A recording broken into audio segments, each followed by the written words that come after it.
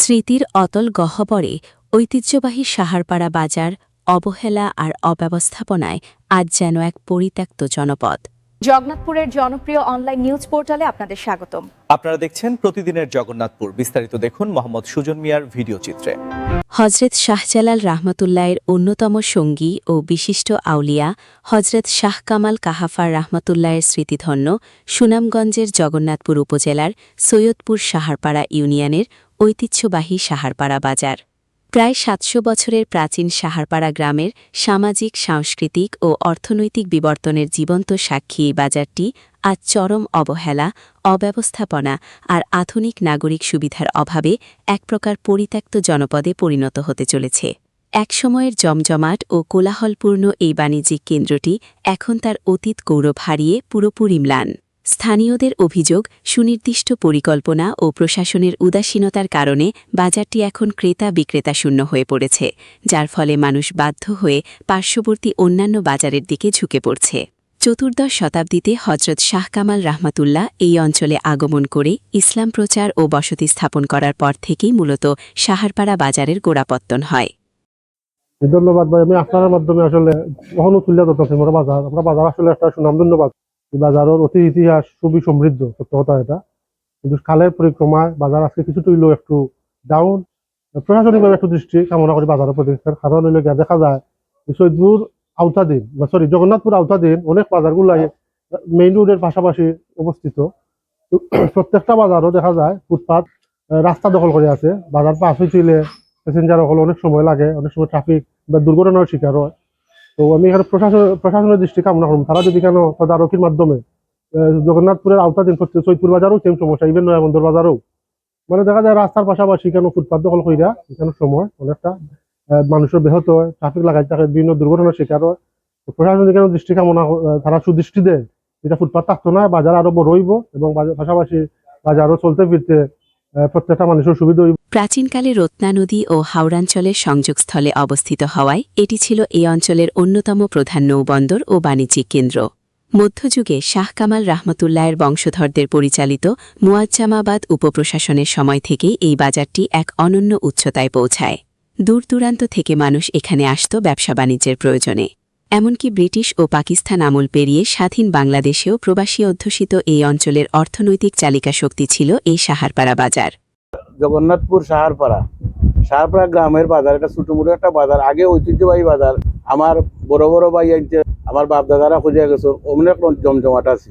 এখন বাজারহাটে ব্যবসা মান্দাও, এবার বাজারে ছোট, আমরা খুব প্রয়োজনীয় জিনিস সকল রয়েছে। আর ও রাস্তাঘাটে এই যে আমরা রাস্তার পাশে ভিতর বাদ দিয়া রাস্তার পাশে গিয়া কয়েকটা দোকান গেছি, এখানে গাড়ি ঘোড়া যানজট লাগে, রাস্তাটা ক্লিয়ার করা। এই যে বাজার, এখান থেকে বাজারের ভিতরে আওয়া, আর আমরা বাজারের একবারে বেসা বাজার ডাকও যায় না, একবারে স্থিতিশীল, প্রায় ডেইলিও বাজার। আমরা বাজারটা সরকার থেকে কোনো ডাকও গিয়ে বাজারটা যাতে জমজমাট হয়। আমরা ব্যবসা বাণিজ্য দিকে অর্থনীতি দিকে খুব মান্দা।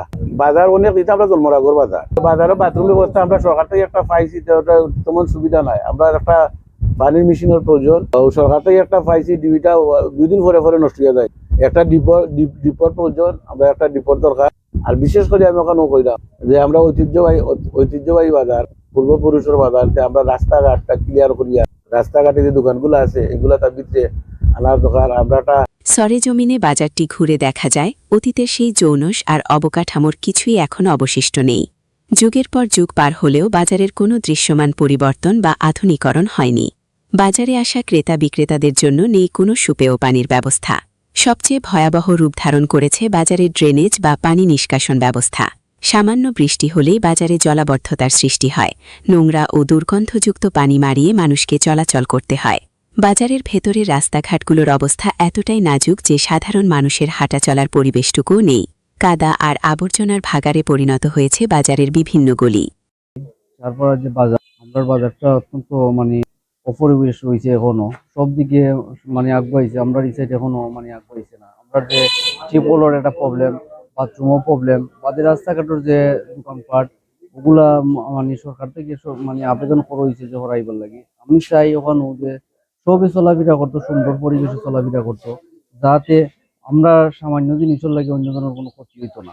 আশা করি আমি এটা বালাটিকে দেখবা যে আমরা যে টিউবওয়েলের প্রবলেম আর বাথরুমের প্রবলেম, রাস্তাঘাটের যে সমস্যাগুলা ওগুলাটা দেখার লাগে আমি বিশেষ করে সবরে অনুরোধ করলাম। বাজারে নাগরিক সুবিধার এই চরম বিপর্যয়ের কারণে সাহারপাড়া ও এর আশেপাশের এলাকার সাধারণ মানুষ এখন আর এই বাজারে আসতে চান না। কেনাকাটা ও দৈনন্দিন প্রয়োজনের জন্য মানুষ এখন পার্শ্ববর্তী অন্য সব আধুনিক সুযোগ সুবিধা সম্পন্ন বাজারের প্রতি ঝুঁকে পড়েছেন। বাজারে স্থানীয় ব্যবসায়ীরা জানান, একসময় এই বাজারে পা ফেলার জায়গা থাকত না, অথচ আজ অবকাঠামোগত কোনো উন্নয়ন না হওয়ায় বাজারটি বলতে গেলে এখন একটি পরিত্যক্ত এলাকা। ক্রেতা না আসায় অনেক ব্যবসায়ী বাধ্য হয়ে দোকানপাট বন্ধ করে দিচ্ছেন কিংবা অন্য কোথাও চলে যাচ্ছেন।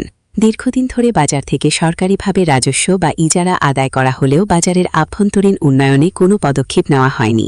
সাহারপাড়ার সচেতন মহল ও সাধারণ মানুষের দাবি, এই ঐতিহাসিক বাজারটি রক্ষা করতে হলে অবিলম্বে ড্রেনেজ ব্যবস্থা সংস্কার, বিশুদ্ধ পানির সুব্যবস্থা এবং যাতায়াতের পরিবেশ নিশ্চিত করতে হবে।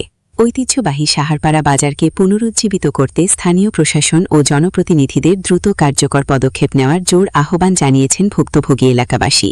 তা না হলে অচিরেই এই প্রাচীন বাণিজ্যিক কেন্দ্রটি ইতিহাসের পাতা থেকে চিরতরে হারিয়ে যাবে।